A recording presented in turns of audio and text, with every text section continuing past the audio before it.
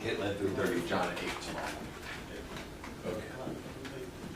But one thing that one part that you'll have is the data. We'll start pulling that up. Some of the classes that we have, I think we can easily get through all the slides. So that should be some days where we get through the data. Bless you. And we can look at the data itself. I want to be able to get you a chance to not only look at the data, but build charts. How many of you have built charts before?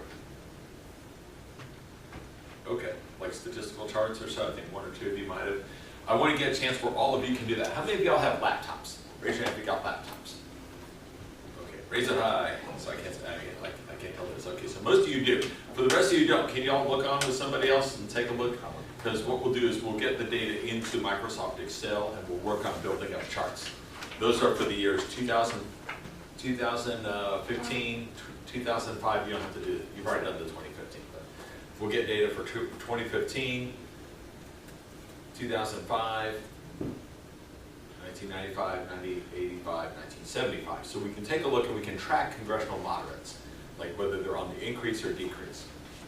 The next assignment that you need to do is you need to be able to figure out how to get some research. Look at what other people have done before in the literature. Other people have written about congressional moderates. So anytime you're going to do any sort of research, social science research, it always helps to look at what other people have found beforehand. Unless you have like a brand new idea.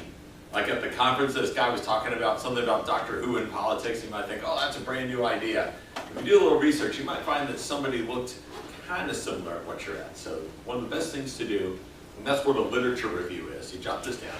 You look at what other people have done before. Anything in science, you got to look at what other people have done so that you know where your contribution is going to be. What you can say that other people haven't. Maybe some people have looked at your stuff and you found something different. Or you validated some controversial findings that people were kind of undecided about. Does that make sense? That's what you're doing right now. But we got to figure out what everyone else has found before this. So here's what you do. Are you all ready? Go into your computer, you log on in, and you go to LaGrange College.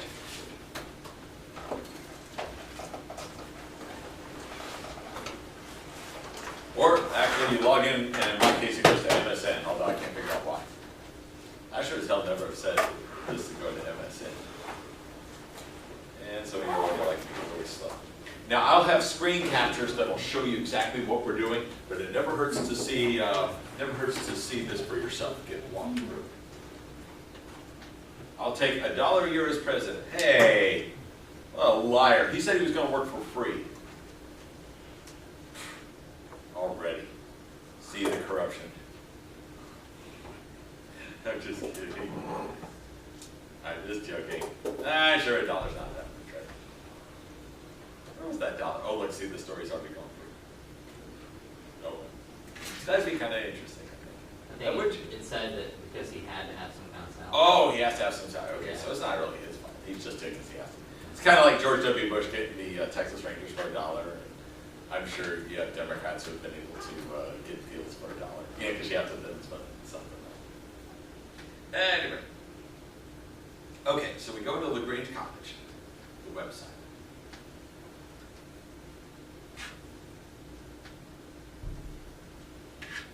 And the computer's taking its time.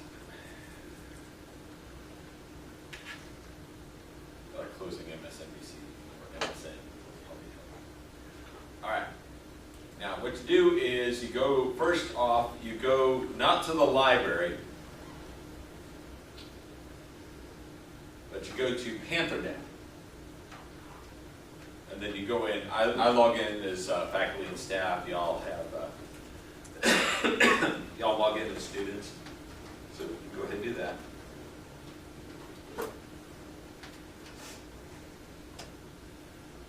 All right, y'all see where it says Frank and Laura Lewis Library? This is why you go in this way. Because what we're going into, you're going to need the password. Anybody got password memorized?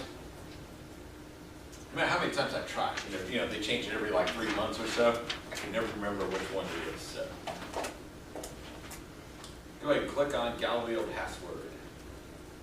Because that's going to get us in. And password is not to be shown on camera, but you got it, right? Are y'all with me? Y'all have the password?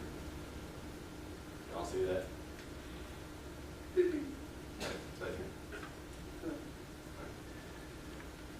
Now click into Galileo. Remember the password, jot it down, write it down. Don't give it to WikiLeaks, don't give it to ISIS, don't give it to anybody else. You can give it to ICS, but not ISIS. All right, and then things go, wow, it's a slow computer. Even my laptop at home is a little quicker. Yeah, well, Lagrange, not in the middle of something.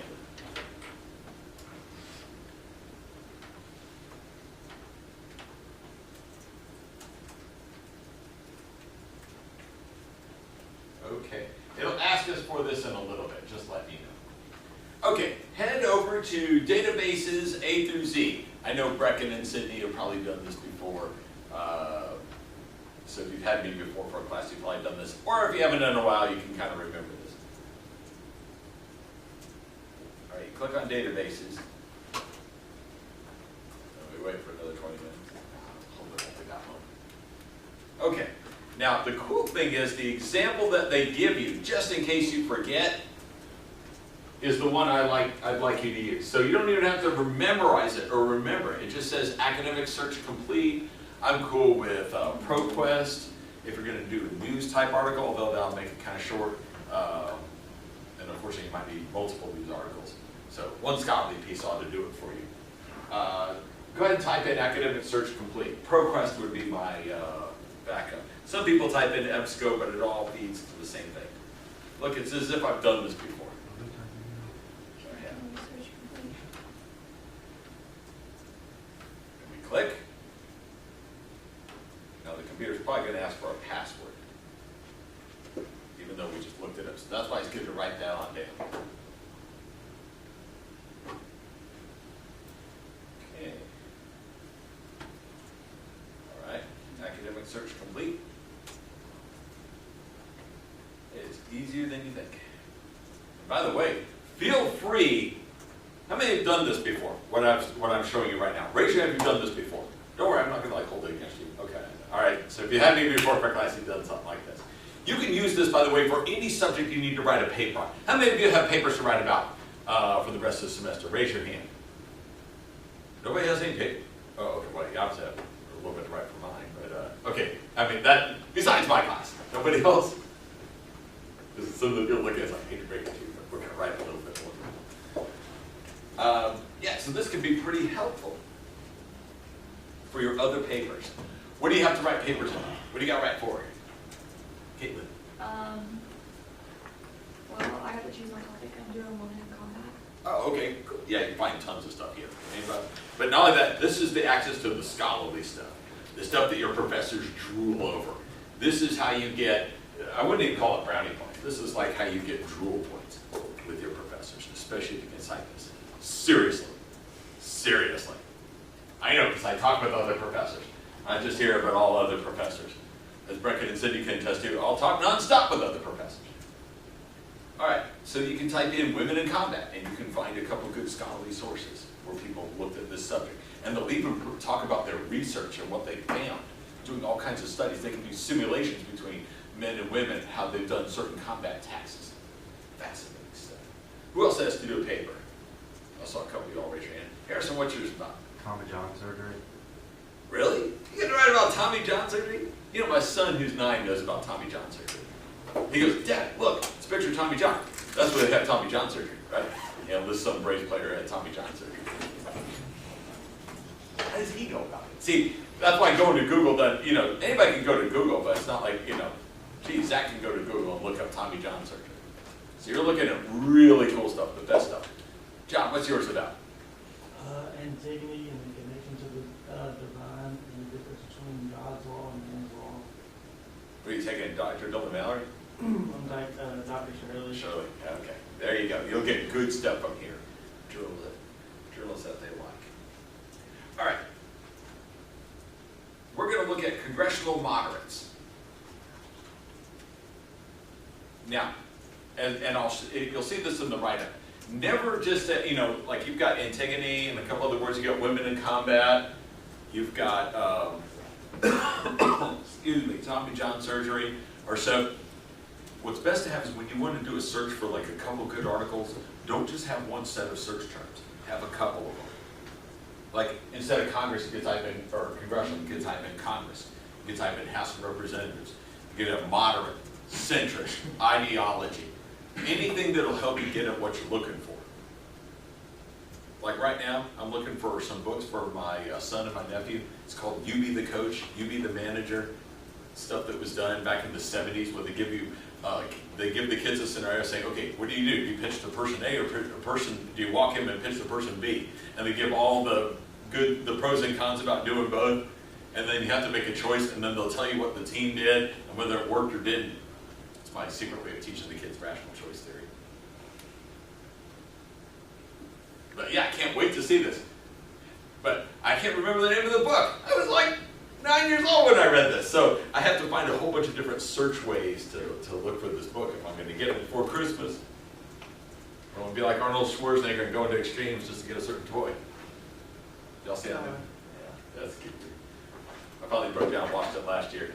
I read it. Okay. All right, congressional moderates. Because I think some other people might, maybe not a ton of people, but I think some other people have written about it. Yeah, like women armed forces, women military, female. You know, find all kinds of words, synonyms, anything that it takes. Okay, 34 articles. I've done this before. I did this over the weekend, by the way, over at Callaway Auditorium. The signal was pretty good. Hey, George. What's up? What's up? We're just doing the assignment, so we're halfway through. What assignment? You're doing an assignment. So you'll find out about it. We'll set up the time. Can you meet at 2:30 today? Sure. Cool. I'll walk out there. All right. So now we got a couple articles to work with. 34 to be exact. So if you think about it, that's almost enough for one for everybody, right? Some of these will be more relevant than others. Congressional partisanship and the failure of moderate health care reform. Anybody big into like kind of healthcare kind of stuff? Mr. Tommy John surgery, does this appeal to you? You know, really? Okay, well, I'll pop that. That one's a maybe, I'd say. Journal of Health Politics, Policy and Law, that's a maybe. Congressional Jigsaw, needy Democratic moderates. If you read this one a little bit, it's more like a magazine than a scholarly journal, the National Journal. They're not too bad. They might tell us some stuff about moderates. It'll take a little more. The problem is, see, it's only one page. And you're writing about 500 words in your lit review, so it may not be enough. So that's something to consider. You want it to be a couple pages so you can get some quotes, something to write about. Like this other one was, let's see, 33 to 50, that's what? 17 pages, 18 pages. Yeah, that would give you something. You're not writing 18 pages, by the way. God, no, please don't. Mine, I said 500 word minimum, mine is 503 words. Text. So 500 words text. Not counting your works cited at the end, not counting your title, not counting that stuff. With all that, it's like 604 words. Is that your mic? Is that my what? Your mic. It's not my mic, but it's the college mic, yeah. How much they want for it? I don't know. I don't think it's working though. There's a blue light pointing at me, but that's about it. Hopefully it's not like a sniper shooting. Do open primaries improve representation? An experimental test of California's 2012 top 2 primary. That's a maybe. It's a good source, Legislative Studies Quarterly, but I think it's going to be hard to pull something out about that. Ooh, I like this one. Competitiveness and ideology. How do extreme candidates win moderate districts? That's where the voters are moderate, the candidates are extreme. That would be an excellent one. So if somebody wants that one, I'd go for it. 19 pages. Again, you don't write 19 pages, you write 500 words. But it gives you something to summarize. Can we just summarize one of those articles? Yeah, you're going to talk about the key findings, and I'll show you. I've actually written up one. And you said that one right there easy? Well, not easy, but it'll be better for you. Too easy means they only have like one page, so there's not much there. Congressional moderates in a polarized media era. Oh, that would be a good one too. So if some of you are thinking about it, it's first come, first serve. When I load up the forum this afternoon, first person to claim it, you get it.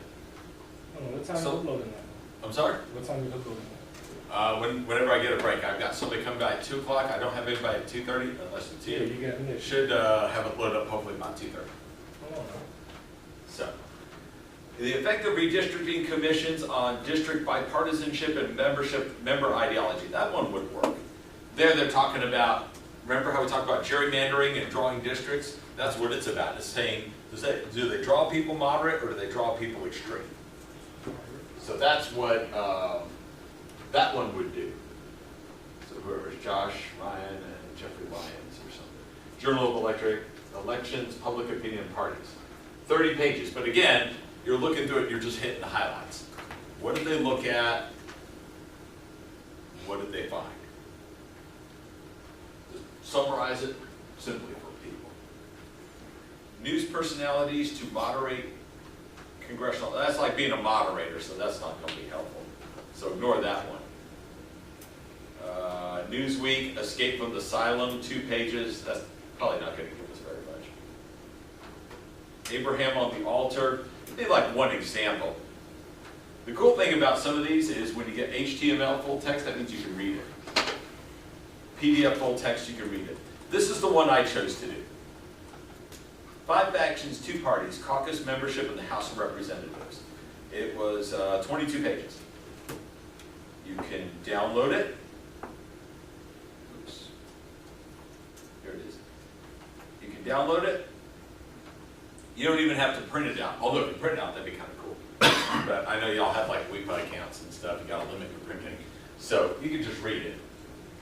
And what I did is I read the, Look, you're messing up. what the heck was that?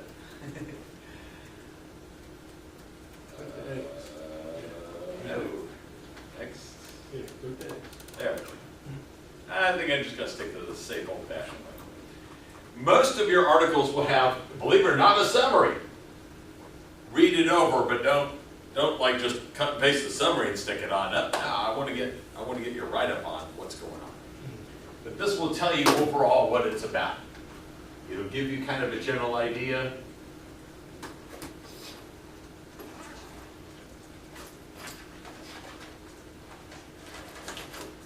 Kind of read through this.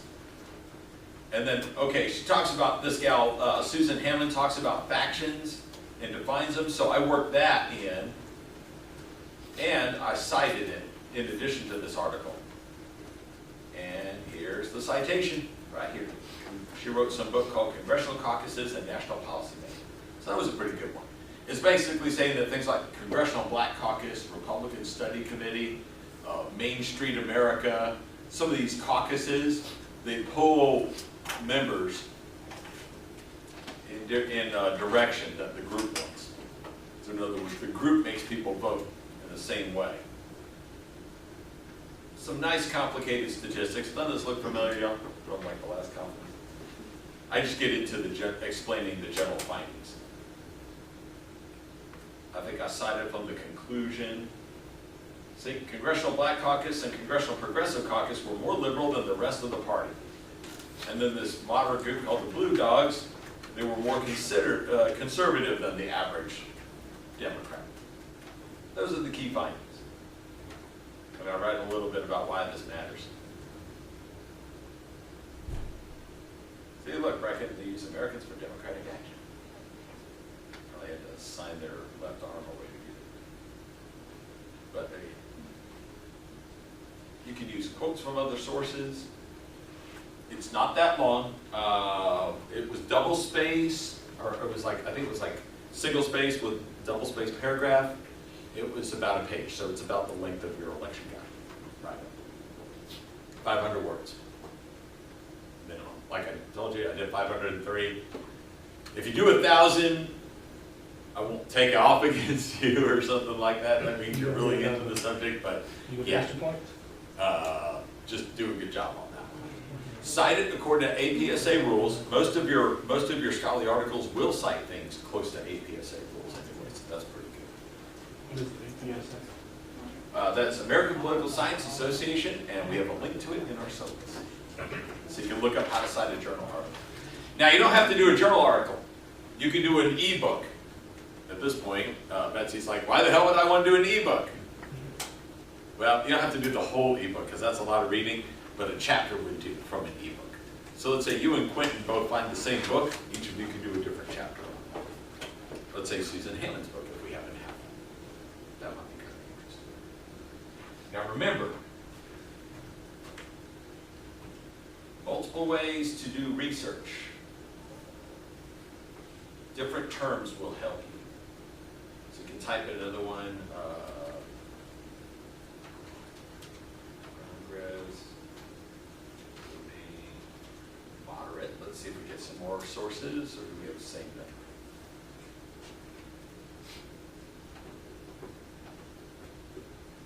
$6,332.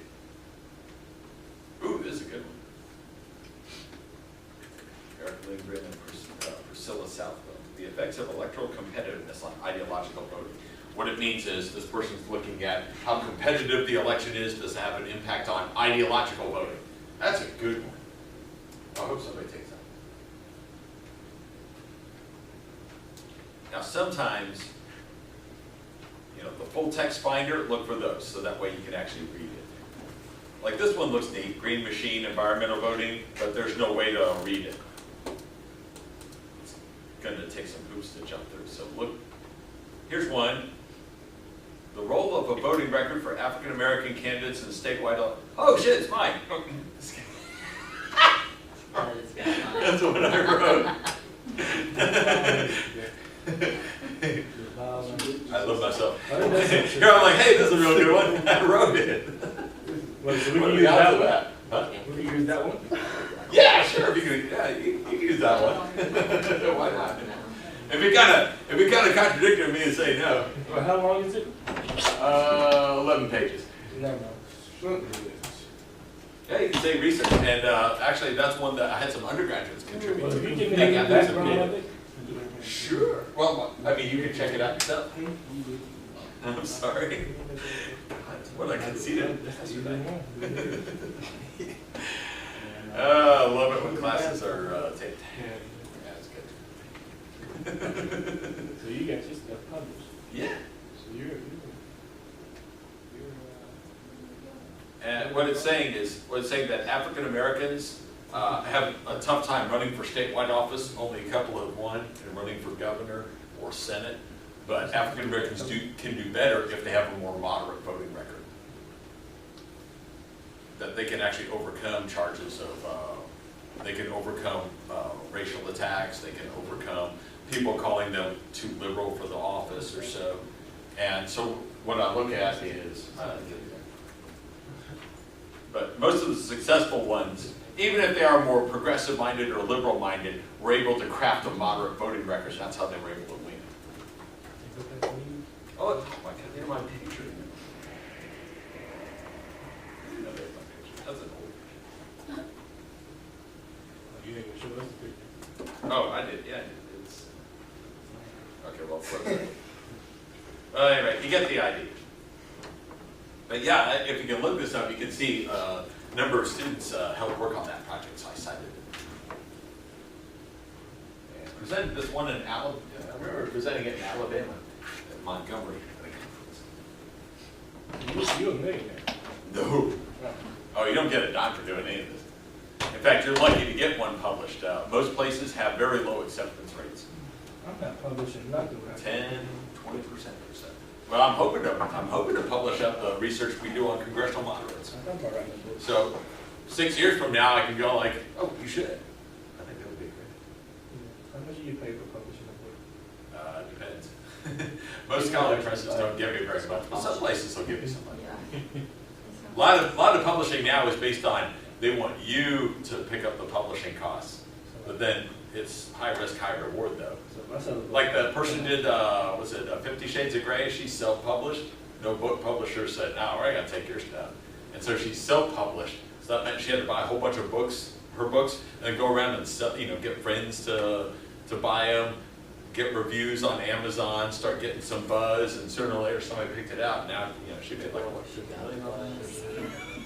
yeah, but she's self-published. So too much. It's all about connections. Okay, so y'all see how to do something along those lines? Maybe that's some nice Yeah. numbers.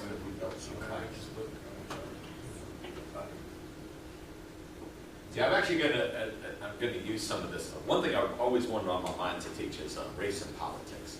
I've even had a student, Wesley, in fact, Dr. Wesley Mears, who gave the presentation, he and I worked on how frequently race and politics is taught in Southern universities, as well as Southern politics. I want to do a race and politics in the South, kind of combine Let's get that special for topics. 2019. What? Let's get that for 2019. Okay, if y'all are interested. But you can see a lot of the sources that I use in here would be reading material. Actually, it did not get accepted initially. I had a lot of people say it was too conservative to be accepted. Who knew?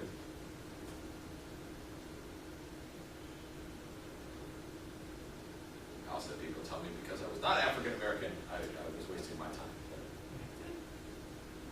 I said, you don't care about scholarship. That's what it's all about. Anyway, okay, so looking at my own stuff seems to have frozen up everything on that. But that gives you some idea. So what I would do is I'd start looking through and find some that are interesting to you. Now you won't find it, you'll rarely find the exact same study we did, although I think they published our last study. You can read it in GPSA Proceedings. The last time we did this kind of research back for 2005, it actually got published. So it's located somewhere on the internet. Georgia Political Science Association Proceedings. It also got an award, which was kind of neat. But usually when they talk about congressional moderates, they're going to say congressional moderates, like they said, with health care. You might find one that's like whether there are moderates in Congress on an issue that you're pretty interested in, like congressional voting on guns, and whether there are like moderate factions or fairly conservative, fairly liberal factions. Make sense? Okay. One other request I have, when you're gathering all your moderates data, is there some way that you can also see like what the others are? Are they liberal or are they conservative or so? You don't have to, but it'd be nice if we had that.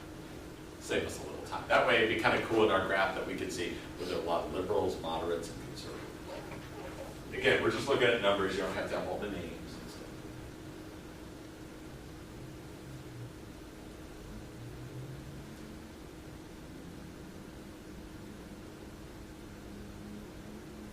Okay, last little bit about political parties before we sneak a peek at mass media.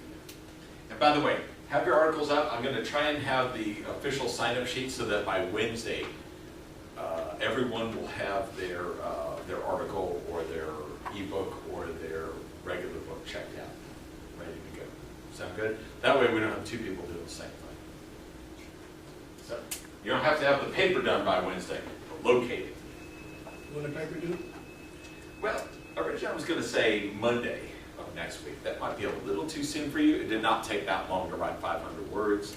The true deadline should be after class, or like after Thanksgiving.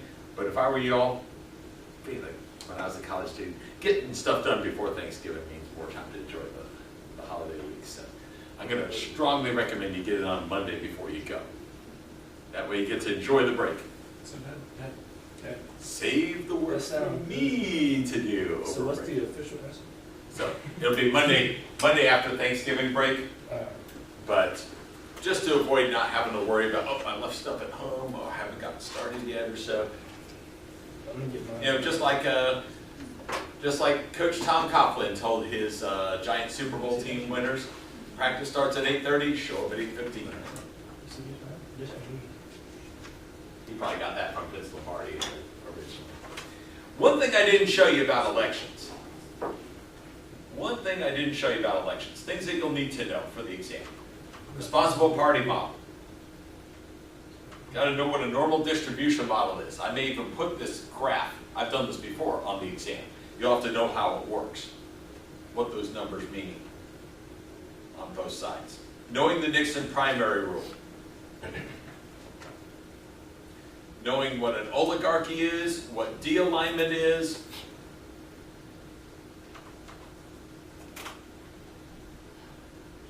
And what critical elections are. Realigning elections, where people switch sides. They change political parties from time to time.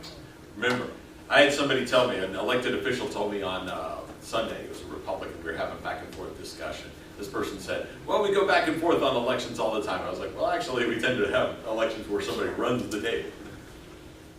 You know, big scoring, like in basketball, you notice they'll say, oh, so-and-so went on a 16-2 draw, like Cavaliers against Warriors, It's rarely 2, 2, 2, 2, 2, right? Sometimes people go in streaks. You got a hot streak going. Maybe an 8-0 run. Yeah, an 8-0 run. That's how American elections tend to be. We tend to go in big runs, rather than every other election we have a different person in power. So remember how I went over this, even though the slides didn't pull up, I had to do it from memory? Just know what a critical election is. It's a realigning election. Sets the trends for the future. So y'all looked up this information. Something we did not get to, but you'll need to know, is how we get the candidates that we got in the first place. How did we get our Democratic candidate? How did we get our Republican candidate? How do parties pick candidates? And what happens is, we have two types of ways that you can nominate. Nominate means you nominate your candidate, the winning candidate. This is how the party chooses someone. They nominate, someone is nominated for the office. Now in the past, these were closed nominating systems. Closed means it's closed to the people. People didn't get to choose. Technically, the Electoral College is a closed system. Because we all don't get to show up and vote on December 19th. The Electoral College will be, I bet you it'll be like really secret this year. Probably someone in West Virginia. I'm sure. But now, luckily we have electoral colleges that pretty much, they carry out the wishes of the state, the voters in the state that picked it. But in the old days, in a closed nominating system, the party bosses would pick the party nominee. They would meet behind, as they called them, smoke-filled rooms. Back then, a lot of people smoked, I guess, especially party bosses. There are these stories of party bosses wrapping like cigarettes in $100 bills and smoking them. Go ahead. What is a straw poll? Oh, I'll get to that. Just a second. Is it on there? Yeah. Oh, there it is. Okay, I'll explain what it is. The party bosses pick the candidate. Which means, I mean, it's a backroom deal. It's a smoke-filled room. Most of us aren't there. We're not invited to it. And then they'll come out with some nominee and we'll be like, sometimes you didn't even know who that candidate was. Like Warren G. Harding suddenly becomes president. Why did they want him? Well, he was a good-looking guy who did whatever the party bosses told him to do. That's how he got picked. And in fact, they used smoke-filled rooms to explain how Warren G. Harding, who was hardly a smart guy, how he got to be the nominee. He was easily controlled. The Democrats, they also had a guy. Kid you not, this guy had glasses, like he wore glasses all the time.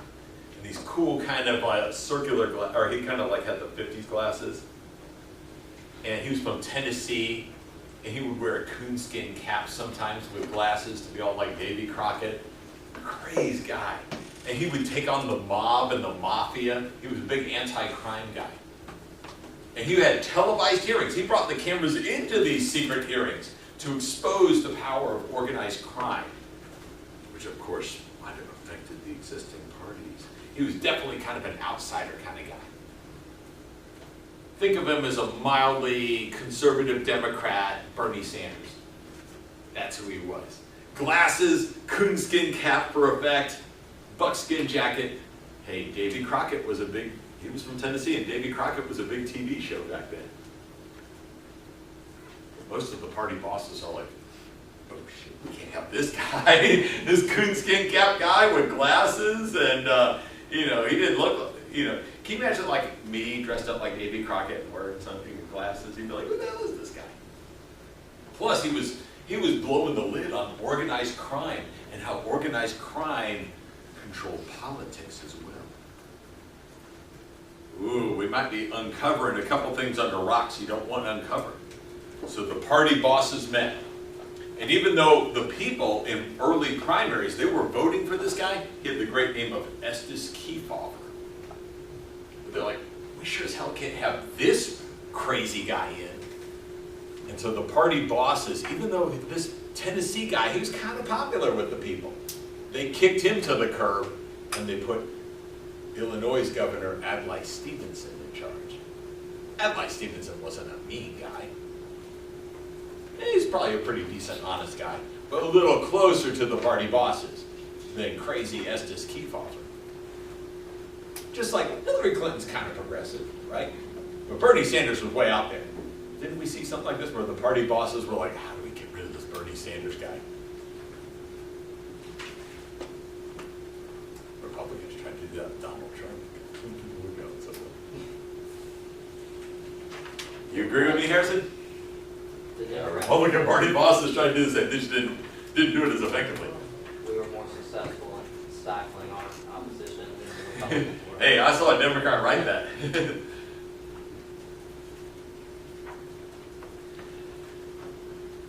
But we don't have near as many closed, although that's the closest you can see to a nominee. Now it's like kind of secret, secret attempts or so. But by and large, we mostly have open nominating systems.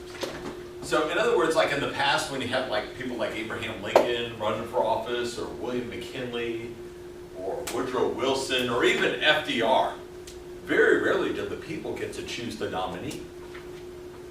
You had to be a party delegate. You showed up at big conventions, and the conventions would decide who the nominee was. If you weren't a delegate, you didn't get to choose. So the idea that you get to vote for the party nominee is a very new idea. Even as late as the 1960s, only about half the delegates were chosen to the convention were chosen by people. Maybe less than half. So, how many of y'all voted in the primary? Did you vote in a Republican primary or a Democrat primary? Did you vote for Sanders and Clinton in the Democrat side? Did you vote for Trump, Bush, Rubio, or Cruz, or Kasich? Did you all? You get to. Wait, were y'all not 18? Oh, okay, well, if you're over 18, and you're a legit person in your state, you get to choose the nominees. That's a very new idea. That's an open nominating system. Now, some states are even more open than others. In an open primary, Brecken can show up and say, I want a Democrat or a Republican ballot. Doesn't matter which. You don't have to prove you're with one of them. You don't have to register with one party. In 2016, you can register among the Democrats. Like you can say, I want a Democrat ballot. 2020, you can get a Republican one. 2024, you can get a Libertarian one. You can get whichever one you want. You don't have to register with a party. You can just pick which party you want to vote for. It's kind of neat. About half the states have this. Maybe a little more than half. That's also a very new idea. Most of this open primary idea is like after I was in college. That's a long time. Well, maybe not that. The difference is you got a closed primary. What happens, Tyreek, when you go in a closed primary state, where are you from? Let's say Alabama, because it says Alabama on your shirt, right? Let's say Alabama has a closed primary system. When you register to vote, they will say, are you registering as a Republican or a Democrat? And you have to pick. Seriously, like you can't just change it later. You got to tell them when you register. Same thing for you, Caitlin, if you're voting in a closed primary state. Same thing for you, Quentin. Now let's say Quentin, who seems to be a rather independent-minded guy, says, I don't want to register with a party. I don't like either of the parties. I like to keep an open mind. I'm an independent. Congratulations, you don't get to vote in the primary. That's why I tell people, just pick one party, even if you don't like it. Otherwise, you get shut out of the primaries. You don't get to pick who's going to be on the fall ballot. If you're in a closed state. Most of you, how many of y'all registered in Georgia? I think Georgia's open, right? They at least ask me. They're like, so Dr. Torres, yeah, they all know me. Do you want to do Republican or Democrat this time? So yeah, I got to choose. They also know me that I choose. I seem to pass almost every year. I get like a different. It's mostly I vote in a primary. I might vote for Republican sometimes, Democrat sometimes. They know. Other people, it's like, yep, the usual, sir, the usual man. Now they have these things called beauty contests. These are kind of nutty ideas. They're also relatively new things. Straw poll means it doesn't really count toward like winning the nomination. So a straw poll is sort of where we stand now.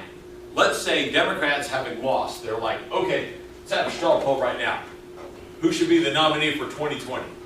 And like 25% say Hillary Clinton, 20% say Elizabeth Warren, 15% say Bernie Sanders, 10% say Dr. Torres, just kidding, he's not Democrat. 10% say Michelle Obama, 5% say Martin O'Malley, 1% says the New York City mayor, whatever. You get the idea? It's straw poll. It doesn't really count, right? It doesn't mean you get nominated just because you win a straw poll. It's just like a poll of people. But that can have an influence because then people can say, well, Hillary Clinton's probably not going to run next time. Wow, Elizabeth Warren finished first. So they'll start calling her a front runner. Straw polls, folks, are like what in sports? What's the analogy? Give me an analogy. You said strong poll? Straw poll. Beauty contest. It's like preseason. Yeah, they had this guy, this guy's name was Steve Spurrier. He was the coach of the Gators. My father-in-law went to school with him. They actually stayed on the same floor. What? He's a bum. Well, I told you that story about Steve Spurrier.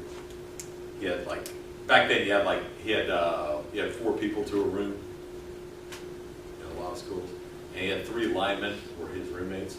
And they were like 3.0 or above, and one was like a political science, like pre-law, political science. One was like engineering. One of them was like in the sciences, like pre-med. And Spurrier was 2.0 in physical education. Thus the old dumb lineman, smart quarterback can be turned on its head from time to time. But at any rate, Spurrier was like, he was coaching the Washington Redskins. And in the preseason, they were 5-0 in the preseason. But I mean, they won like 2 games in the regular season. They were awful. I think they were like 3-13 or whatever. The stupid thing was he kept running his A offense out there, and he was like throwing out his plans, so everybody knew what he was going to do, and they were like writing down all the stuff that he was going to do. It was like WikiLeaks. That's why you don't try and show too much during the preseason. Preseason doesn't matter, right? Preseason will matter if they say, well, here's who we think will win the Super Bowl. That $5 will get you a cup of coffee, right? So, these are informal polls. They don't really mean anything. They don't pick the nominee. They get in people's minds as to who they think will win, but the votes are just kind of a neat idea. These have these Florida straw polls, but that gives people an idea of who might win Florida. They would take these like a year or 2 in advance. It's like just a preseason vote. Who do you think's going to be number 1? Alabama again. Louisville taking it out. That would be interesting. You know, I would love Louisville if they were coached by anybody other than Bobby Petrino. But I may have to cheer for Louisville because that's where Dr. Wesley Mears, the Grange College linebacker and political science professor at Augusta University, that's where he got his PhD. So I know he'll be pulling for Louisville. Didn't Clemson lose? Now, a caucus is a little different than a primary. In a primary, you show up and you vote, just like on election day. Caucuses are very different. If you want to know how Barack Obama became president, here's how. See, because Barack Obama's folks, unlike the Hillary Clinton people back in 2008, they studied the rules. They figured out how caucuses work. And also how Ted Cruz won in 2016. In the caucus, you don't just show up, push a button or 2, and then go home with your little peach sticker. No, you got to show up and you got to politic. You got to negotiate. They'll take like informal votes. You're trying to like build coalitions. You're trying to isolate some groups. Caucuses are pretty tricky. You don't just show up, click a button. You might have to stay for 2 or 3 hours before the vote is cast for who's going to be your delegate. And they're held all over the place. Like when you show up, it might be in a church, might be in a school, might be in Union Hall, something like that. Let's see. The Obama team realized this is why they decided to build ground game. They were in Iowa. Iowa's like less than 2% African American. So most people said, oh, Hillary Clinton will win easily. There are barely any black people in Iowa. But the Barack Obama people showed up. They built networks with younger people. They built networks with environmentalists. They built networks with others. And in many cases, they teamed up with some of the other lesser-known candidates, Edwards and Richardson and some of the others, that they basically said, all right, on the first ballot, we got to stop Hillary Clinton because she was the favorite to win. Once we knock out her, anything will go. Edwards was white, and he figured, okay, we'll back Barack Obama's folks. We'll help them out. We'll defeat Hillary Clinton on the first ballot, and nobody's going to vote for Barack Obama after that, so we'll win the nomination. That's how Barack Obama won the Iowa caucus. Everyone's like, what? How the heck did that happen? They read the rules. They studied how caucuses work. He was like one of those, law professor types, read the rules. Sometimes knowing the rules matter. Isn't that right, all you Denver versus New Orleans fans? I knew you were going to like that one. But yeah, you got to politic. You got to work to pick the nominee. Might take a while. Very few states do this anymore. I think we're only down to 2 or 3, but they'll decide at a state convention. All the delegates will show up in a big old amphitheater. One time, it was in that, y'all been to Columbus, Georgia? You know, that big convention center? One year they held the convention, the state convention in Columbus. Usually it's up in Atlanta. I think once or twice Macon or Augusta get it. But yeah, they'll go to a convention hall. All the delegates will be there. And then it goes on for a couple days. And they'll argue about who should be the nominee. But the important thing is, you'll notice, you're like, well, who determines what system you get? As with anything, if we've learned anything in the 2016 election, states control the process. States control how they want to give their electoral votes up. Did y'all see how like Nebraska and Maine do it a little differently than others? States can choose what they want. They may change their minds. Georgia used to be a caucus state. Then it was a closed primary. Today it's an open primary. But our founding fathers, remember going all the way back, the founding fathers said they realized that states used to be in charge. Remember, we were a confederacy, Articles of Confederation, where states had all the power. We needed a unified government, but we also realized states wouldn't go for it unless they got some significant power back. Things like law enforcement, 10th Amendment, anything not in the Constitution is state power. And states get to control the elections. How leaders in the new system would be chosen. Did y'all notice California, the election for Senate? Did y'all notice this? A Democrat finished first and second. How the beat did that happen? Well, they made the rules saying the top 2 vote getters, they put Democrats and Republicans all together. Top 2 vote getters go to a runoff, even if they're in the same party. So they had Democrat Attorney General Kamala Harris. She went up against Democrat Congresswoman Loretta Sanchez, because those 2 were the top 2 vote getters. Right now you're thinking, that is so freaking unfair. Look at what Louisiana does. They also do it. It's called the jungle primary. Sometimes the top 2 vote getters are Republicans. But the point is, every state gets to choose how they nominate candidates, how they cast votes for candidates. Some electors, like you don't get any punishment if you change your vote. Some gal did this from DC. She was a DC elector. She didn't vote for Gore like she was supposed to. She voted for like some other weird thing. Why? Because she could. There's not much punishment. I think you go to prison for voting for someone different in some states. Like if you go out and you say, I'm going to vote for the state, let's say, I'm picking on Alabama too much, so let's say Mississippi. But it's like some southern states, I think you can go to prison if you cast your electoral college vote for someone other than your state. Others, you get like a $50 fine. but states get to choose. You see how that works? So 50 different states, a whole bunch of different ways of choosing who wins or not.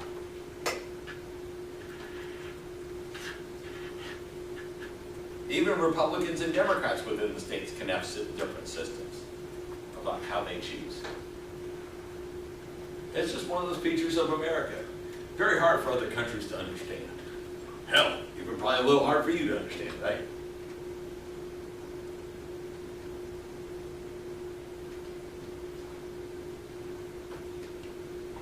All right, just to give you a preview of what we're going to do next time. First off, I'm going to have everyone make sure you get your article picked. Look for a couple things loaded up. When we get back, I want you to pick your. We'll make sure everybody's got a different article. If you got your results from your states in, congressional moderates or not, send that on over to me. Look for an assignment folder to load it up. We're going to be doing some tests. In addition to finding out the media, we're going to look at how Americans get their news source. Do Democrats and Republicans get them from different places? Or is there a difference? We're going to look at whether you youngins get your news differently from old people like me. Maybe not. And everyone's favorite, the liberal media bias theory. We're going to look to see if the media is biased toward liberals. Or if it's not. Or if it is biased. Well, all I know is that just like any football game where they say the refs are against everybody, everybody says the media is against them. We'll take a look.